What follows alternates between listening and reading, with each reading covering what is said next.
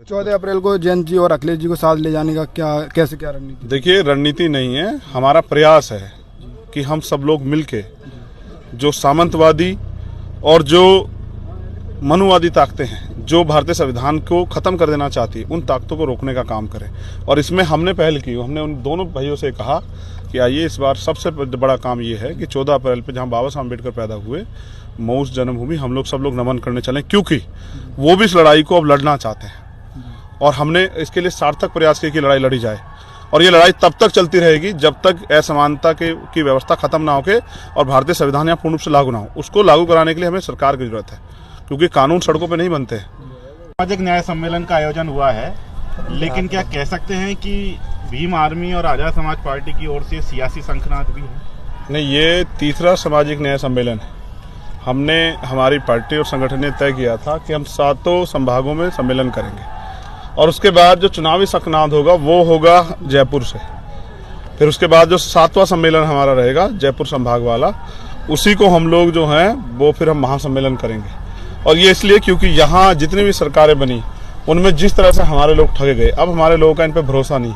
जो न्याय जन्म से अधिकार है वो भी मांगे से नहीं मिल रहा है, उसके लिए भी आंदोलन करने पड़ते हैं। नौजवान बच्चों का भविष्य जो है, चाहे वो केंद्र की सरकार हो यहाँ की, सबने लूट लिया है। पढ़े लिखे नौजवान बेरोजगार घूम रहे हैं और जो भर्तियां आती है उनमें पेपर लीक हो जाते हैं। 4.5 साल तक सरकार ने कुछ नहीं किया, अब 6 महीने में कहते हैं कि हम बहुत कुछ कर देंगे।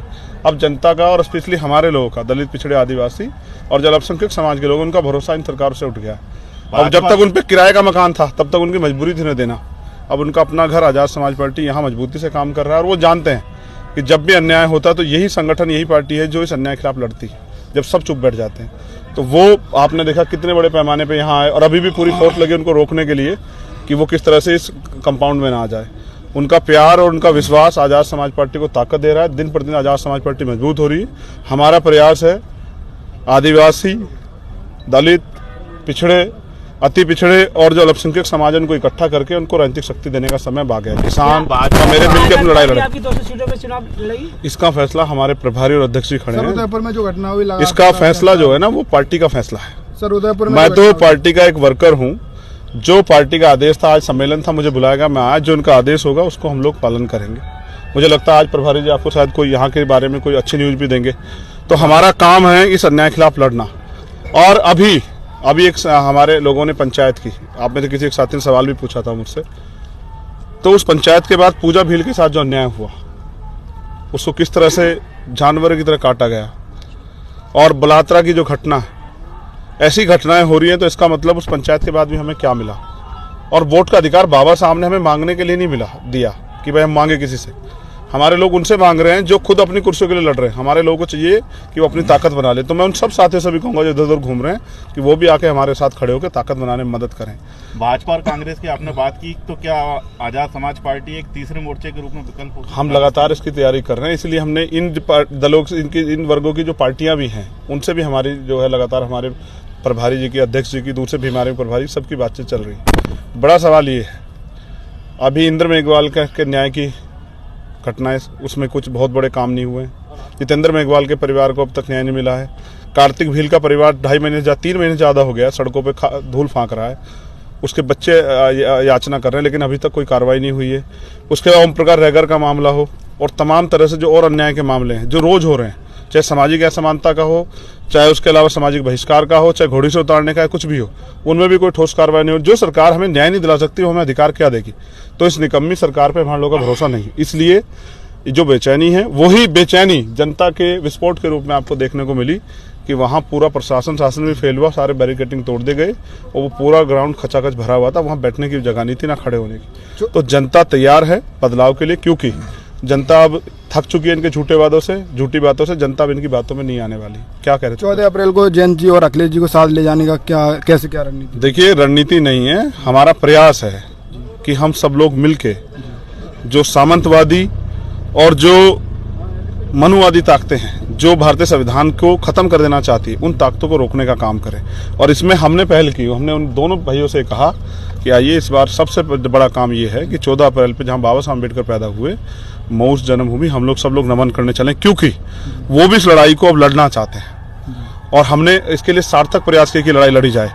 और ये लड़ाई तब तक चलती रहेगी जब तक असमानता की व्यवस्था खत्म ना होके और भारतीय संविधान यहाँ पूर्ण रूप से लागू ना हो। उसको लागू कराने के लिए हमें सरकार की जरूरत है, क्योंकि कानून सड़कों पे नहीं बनते, तो कानून विधानसभा में, लोकसभा बनते हैं। कानून बनाने के लिए हमें राजनीतिक शक्ति चाहिए, इसलिए हमारा दल और बल दोनों मजबूती राजस्थान में काम कर रहा है। आप देखना जिस दिन 7वां सम्मेलन होगा विपक्ष घुटने टेक देगा, क्योंकि बड़े पैमाने पर लोग उस सम्मेलन के साथ खड़े होने वाले। प्रभारी जी साथ कुछ कहना चाह रहे थे। मुकेश बैरवा जी, आपके क्षेत्र के हैं, जाने पहचान है, ये आज़ाद समाज पार्टी की तरफ से यहाँ गंगापुर सिटी विधानसभा क्षेत्र से हमारे प्रत्याशी होंगे 2023 के चुनाव। सर, जैसे कि आपने कहा पिछले 4.5 साल राजस्थान सरकार के द्वारा मुफ्त नहीं दिया गया और अब तिजोरियां खोल दी गई, क्या किसकी तिजोरी? जनता का पैसा है भाई। हाँ। जनता का पैसा कौन सी तिजोरी खोली? क्या मुख्यमंत्री कोई अपने बिजनेस में से कुछ दे रहे हैं? आप बता दो एक पैसा दिया हो तो। जनता का पैसा, मैं तो समझता हूँ ना कि बजट क्या होता है, लेना और देना।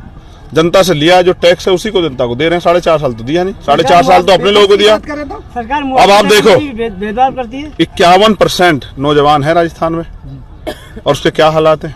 उसके हालात ये हैं कि सारी भर्ती में पेपर लीक होते हैं। सीएचए वालों की समस्या देख लो, या जो वो थर्ड ग्रेड वाले टीचर्स हैं उनकी 85,000 ट्रांसफर बाकी, उन पे अब तक कोई कार्रवाई नहीं। तो मैं समझता हूँ सरकार ने 4 साल तो नहीं सुना, और फिर हमारे लोग इस सभा रोकी जाती है, उन पर मुकदमे लगाया जाता है। आरएसएस के यहाँ सभा कराते हैं मुख्यमंत्री जी। पाली में जिस दिन हम जितेंद्र मेघवाल के साथ हुए अन्याय के खिलाफ लड़ने गए थे, उस दिन आरएसएस का पथ संचलन होता है। सरकार, हमारे लोग देख रहे हैं कि सरकार किसकी है। ये सरकार बीजेपी की है, कांग्रेस की, आरएसएस की सरकार है। हमारे लोग देख रहे हैं कि जो लोग संविधान को बदलना चाहते हैं ये सरकार उनको मदद कर रही है। ऐसे लोगों को हमारे लोग सबक सिखाएंगे। सर आगरा में हिंदू संत ने रामभद्राचार्य जी ने बोला, मरे मुलायम काशीराम, प्रेम से बोलो जय श्री राम। इस पर आपकी क्या बीमारी, आपकी क्या रणनीति? देखो, मैं फिर कह रहा हूँ, कोई भी ऐरा गहरा कुछ बोल देगा और हम लोग लड़ते फिरेंगे, ये हमारा काम नहीं है। हम पढ़े लिखे लोग हैं, वो बोलते इसलिए कि हम उसमें उलझे रहे। और साहब तो मर गए हैं, वो मरे नहीं, वो तो अमर हो गए हैं। नेताजी भी अमर हो गए हैं। उन्होंने जो किया, उनके कारवा को आगे बढ़ाने के लिए हम लोग काम करें। कितने काशीराम मारोगे, कितने नेता मुलायम सिंह यादव मारोगे, और कब तक मारोगे, और कब तक दलित पिछड़ों की बलि चढ़ाते रहोगे? जनता समझ रही है।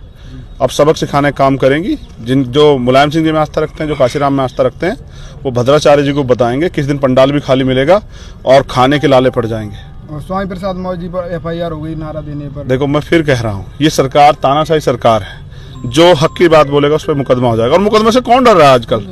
मुकदमा तो उन पे हो रहा है जो लड़ रहे हैं, जो बोल ही नहीं रहे उन पे तो कुछ नहीं हो रहा है। आप गंगापुर सिटी में आए हैं, यहाँ की लोकल जो प्रॉब्लम्स है, लोकल समस्याएं, उनके ऊपर भी क्या फोकस करेंगे आप? देखिए, यहाँ जो हमारे लीडर्स हैं वो उन्हीं समस्याओं को लेकर इतने जन समर्थन जुटा पाए हैं। वो उन समस्याओं पर लड़ते रहते हैं। मुकेश बैरवा जी लगातार इन समस्याओं के साथ खड़े हैं। हमारे जिलाध्यक्ष जी जो हैं लगातार इन समस्याओं के साथ खड़े हैं, इसलिए जनता का समर्थन है।